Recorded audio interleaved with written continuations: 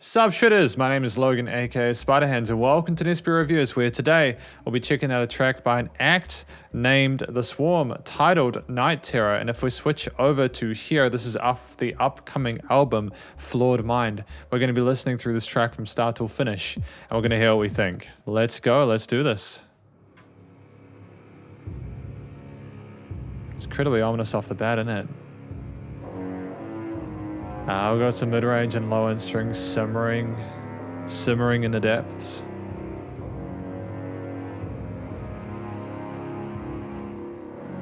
It sounds like it's going to be horrific.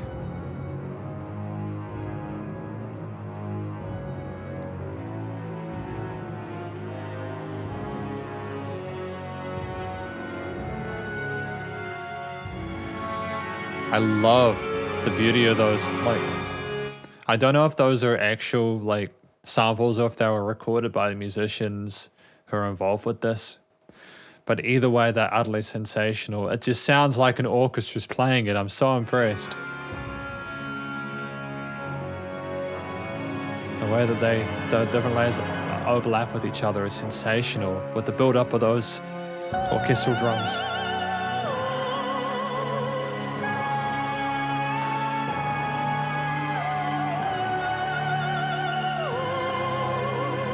And the soprano?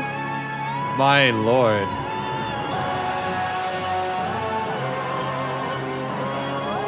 What a chaotic, intense experience with these established vocal melodies and staccato strings behind it.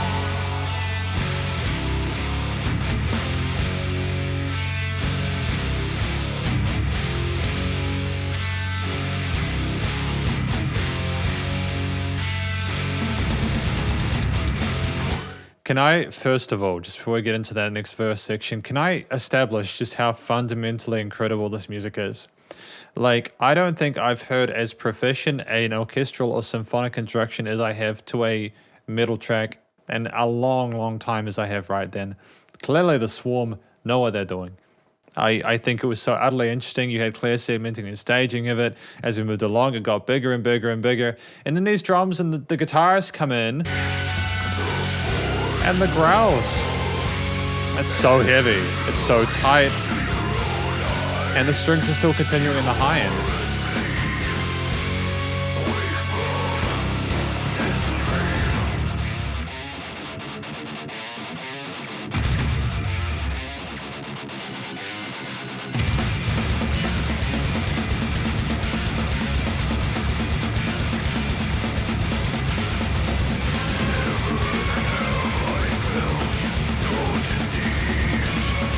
Never have I felt so deceived, because it's also worth pointing out this guy's got great vocal technique. The growls that he's doing are not easy to do, and not only that, to get the technique right, but also to get the words through clearly is sensational.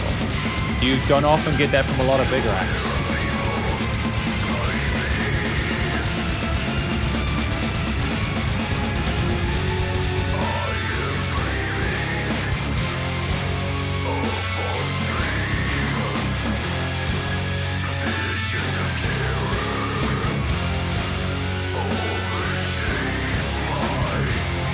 Just the fact that he isn't singing a melody there is incredibly helpful, because you've already got so much going on with those soaring string leads on top there, with the distorted drop down tune power, because dun dun dun dun, and the drums in unison with that, and the bass in that sub layer.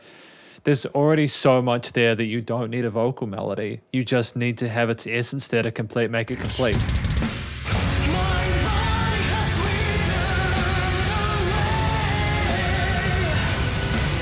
But it's always nice to have variety.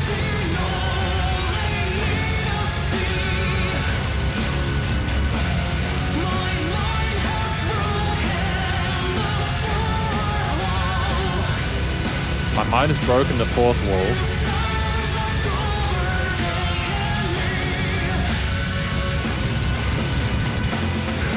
Can we just take a moment to also appreciate the finesse and extreme technicality of those tom fills that we just had there?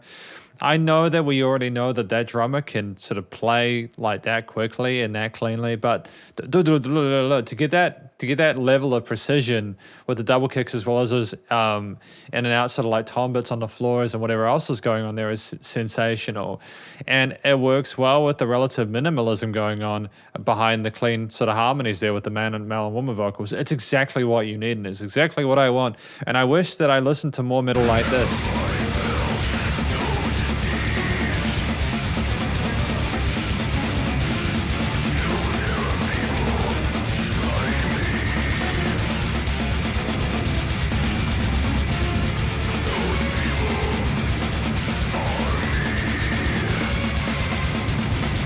Great use of space to allow the other melodies and the other instruments to come in.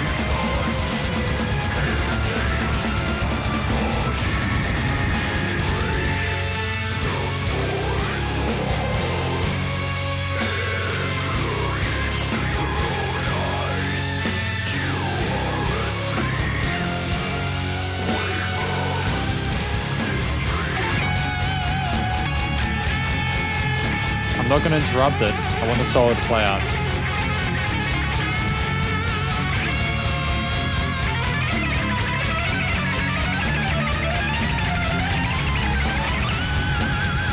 I like that phrasing of that guitar solo there, at least that part, because I think it might be continuing because it spirals upwards, like the fluctuation of our mental state. Like he's talking about breaking in the fourth wall and looking back at yourself when you're asleep. My understanding is that this album is going to be discussing like issues of mental health and stuff like that, and minds breaking and all that. I think that the song is talking about that night terror, being asleep and looking at your life in that horrific way is abysmal. You know, it's the discussion, the description of that within this music. It's visceral. How we're going to continue it. Very tasteful phrasing. Definitely not overplaying.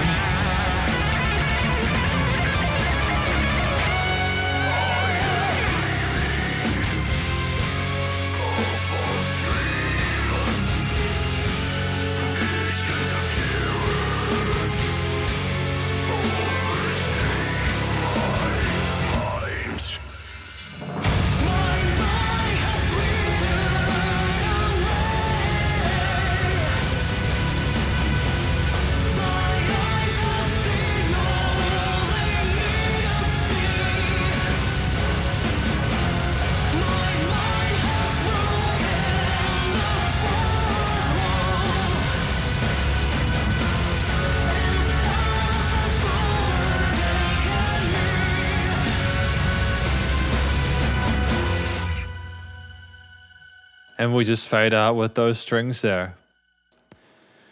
I'm going to be honest with you guys. I don't think there's legitimately a thing they could have done to improve that. Because this is my conclusion to my review of this track from The Swarm titled Night Terror. What do I think this track is about? I think it's about realizing that you're sleeping when you're awake. Sort of having like an out-of-body experience, having like a psychotic break where you look at yourself and you don't even know who you are anymore.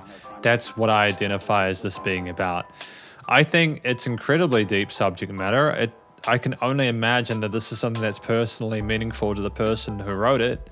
You know, Night Terror, The Swarm. I mean, as I understand it, this is a project by an individual named Brandon Bowling, and it was apparently created or inspired by a love for old school death metal. And yeah, it does deal with heavy subject matter. It does. It's not potentially going to be a comfortable listen for everyone, but I don't think that metal is supposed to be that way.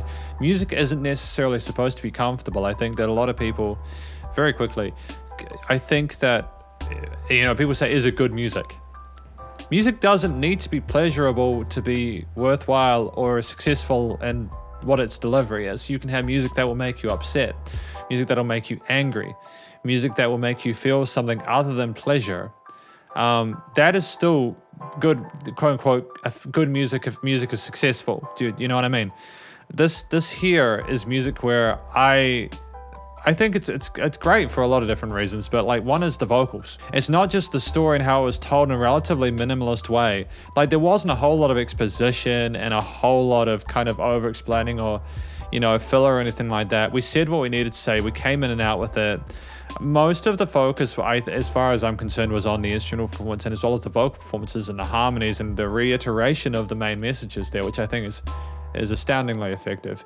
But it's also just the vocals themselves. We had great clean vocals from Brandon, I presume, and the other lady singer there. Whether it was the soprano vocals in the start there that kind of really sort of like soared way above the abyss that the rest of the music was sitting in tonally. It was exceptional. It did kind of sound like someone having a mental break, in the sense that it's the kind of stuff you have like in a fever dream or something like that. And I say that as someone who literally, my first fever dream was someone singing as a soprano. I can actually I have personal experience with this, but the vocal technique was utterly sensational. Clearly we had singers who were comfortable in the hidden chest voice, comfortable with the mic, comfortable telling a story. The growling vocals from the male vocalists, they were tremendous, phenomenal vocal technique there as well. You can tell they could do it as long as they wanted to, because they have the correct way of getting that vocal fry there without ruining the vocal cords. I'm very happy for them. They chose really smart moments to use the different types of vocal textures. I think that the soprano at the start was fantastic because it just came out of nowhere. It was highly unexpected, especially within the style of music.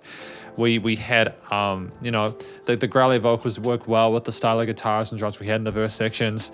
And then having that hook a bit more clear, just so that we could really get those key sort of moments in there, just get stuck in your head, was smart too. There's nothing wrong with having clean vocals in a chorus and a middle track. I think that if it allows the listener to get the main messages, the main points you want to sort of communicate, that is what matters. And there's reiteration of some of those messages in the verse or in the interlude just before that solo section, which, like, if we talk about outside of the vocal performance, the actual instrumental performances in this track were exquisite. In a 5-minute 20 track, we had a lovely, wonderful introduction with these strings there in the low range coming in, totally offsetting any expectations of this being a wonderful, positive, happy, cheery experience, with the mid-range strings coming in, the cellos and violins and all that stuff, and kind of soaring in there. And then again, we had the vocals come with like the orchestral drums, as well as those crescendos and kind of coming away again. There was so much playing around with space, wonderful dynamic range to that performance there, lovely variety of different rhythms and notes played within those key signatures and scales, great stacking of stuff in the frequency spectrum from an arrangement perspective. But then of course we had the old favorites, the guitar, bass and drums, which did hark back to those old school death metal vibes.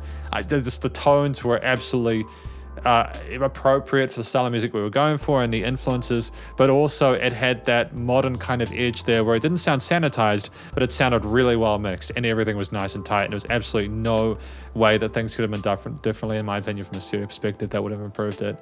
But yeah, the obviously the drum performance, the percussion was absolutely phenomenal. Those 16 to 30 second note parts there, as well as the blast beats and the verses and the double kicks and the toms and all the sort of other work going on there, the different grooves there, the accounting, as well as remembering that this was also accountable for the percussion, the orchestral drums, and the starting bit as well. We clearly understand our rhythms and how to get the right sort of accents and all that going on.